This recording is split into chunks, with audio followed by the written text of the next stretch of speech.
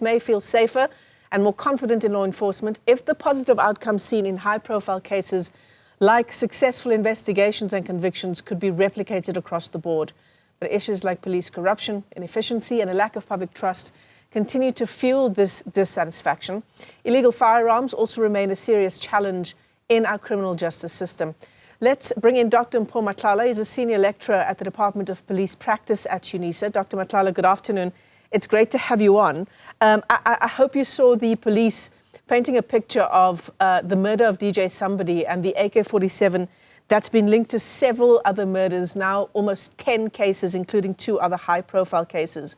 I mean, this is the kind of police work we've needed all along. Absolutely. Absolutely, Michelle, and good day to you and to the viewers. Perhaps maybe a brief history into the prevalence of guns in our country. This goes as far back as the mid-80s to the 90s. You'll remember that that was a time when the liberation movements were arming to sabotage state infrastructure. You'll recall Operation Vula, and you'll also recall that at the time the apartheid police was arming certain factions within the political cycles. And, then we also have the problem of guns that are being robbed, police officers that are being robbed of their service firearms, and also private owners, and including theft from the SAPS, SAP-13 and the SANDF Amari. So this is the sort of dynamics that we've been dealing with historically from the 1980s up to this point. So the proliferation has never been quite seriously been dealt with. Yeah, I've just been speaking to a forensic investigator as well, talking about just how it seems that since the KZN Police Commissioner's bombshell media briefing, where he made all kinds of serious allegations against senior members of the SAPS, including the police minister himself, that things seem to have amped up in terms of police work and detective work. Do you think that it's a non-starter to make that connection between the bombshells that Mkonazi dropped and what we've seen unfolding in the past few weeks? I don't think it's a non-starter. I think there is a direct correlation. And I've always maintained that those explosive revelations need to be tested. But I think in as far as political interference goes, then there are clear indications where we can draw parallels or correlations that all of a sudden the police have started, gaining inroads. And it has long been coming. For example, General Masemola has indicated that the quality of crime intelligence, the quality of data they're receiving from crime intelligence is now beginning to up. The game is of a much higher level. But yes, I do think there is a correlation, but that needs to be investigated and to be confirmed scientifically. It's very interesting, isn't it? I mean, this AK-47, these 3 pistols used in a series of crimes spanning since 2022 to 2024 with the murder of that engineer, Armand Swart, in what turned out to be a case of mistaken identity. They were gunning for, sorry to say, the whistleblower in a case when suspicious government tender prices had been inflated by 4,500%. It says something about the fact that the same people are involved, whether it's in a government tender process or whether it's a man on the street. Michelle, this has largely to do with how we investigate firearms in the country. Perhaps I should zoom into a number of methodologies that we use. We have traditional methods where we do firearm examination, that is inspecting the components, such as the barrel, the firing pin, the chamber, to determine the make or the model of the firearm, or to even determine if there are modifications in a specific firearm. Then there are bullet comparisons, which you would have heard Colonel Mangena speak about it a lot, about the striations, where you examine the ridges and the grooves, and then you analyze this analysis of cartridges, and then there are identification methods, which I will not go into, and there are ballistic methods that I will also not go to. But what we are lacking is the technological prowess, and I will get into the technologies that are used. Had we had the level of aptitude that we are supposed to have in terms of firearm investigations, the same firearm would not have been used more than once to commit the same, to perpetuate the same kind of crime. In this case, your murders. We have had also testimonies in the TRC back in the day that the same firearms were found to have been used in perpetrating multiple crimes, and that those firearms have a record of having been seized by the police before. Now, how they found their way back into the criminal underworld is a big puzzle, but here we need to tighten legislative control, which is problematic here in South Africa. A simple example, you walk into a mall, you get a man wearing shorts and a nice shirt and brandishing a firearm, although it's in a holster.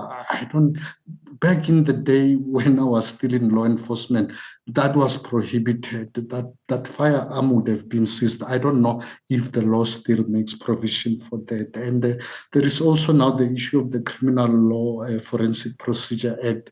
I don't see that law being used to actually make it compulsory for all firearms to be tested ballistically, so that the information is kept in the database prior to them being sold, or even for private owners and for state entities.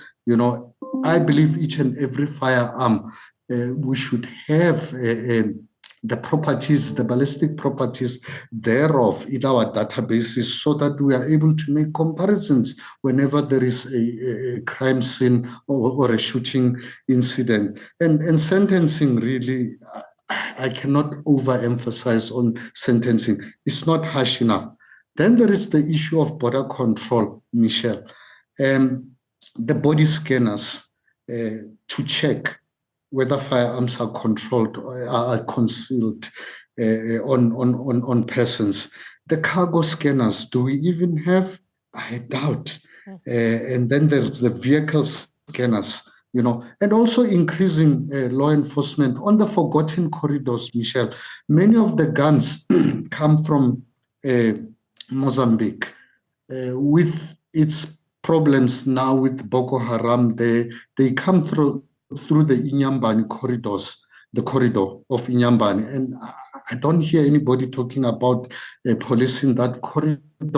And our porous borders don't even make the situation any better. And I don't see any community activism around gun control. Our society is really not that voice. The voice is not there to say we don't want our country to turn into the Wild Wild West.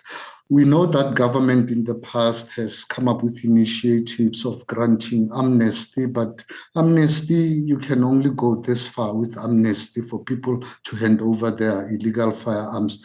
But then there is also the issue, government also came up with voluntary surrender. That did not have much impact. In terms of the technology, you have systems like your automated ballistic identification system, ABIS for short. It uses algorithms to analyze ballistic evidence, to link cartridges and associate different incidents or crime scenes. Then there is visual AI gun detection, things that we don't have. This type of technology identifies the brandishing of firearms, whether it's on social media, from video feeds.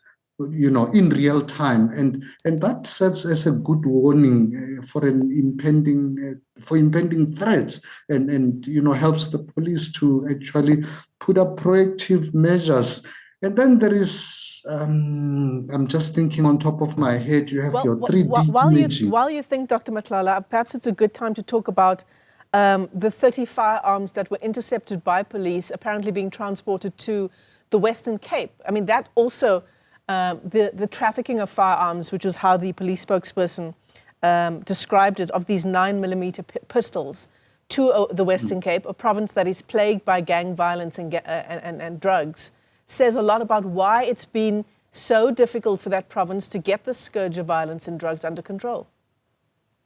Absolutely, absolutely. And this, once again, speak to tighter legislative controls in terms of how firearms should be transported if they are legal. Certainly, the boot of a Mercedes-Benz is really not one of those ways to transport firearms. And if the firearms are illegal, what is their origin? Where are they coming from? It's taking us back to the border control issue that I spoke about. Do we have cargo scanners? How did they enter the country? Do we have cargo scanners? Do we have, all those technologies, including your national database and software programs, that employ Internet of Things to try and improve processing efficiency, including your integrated ballistic identification systems. So we have got a serious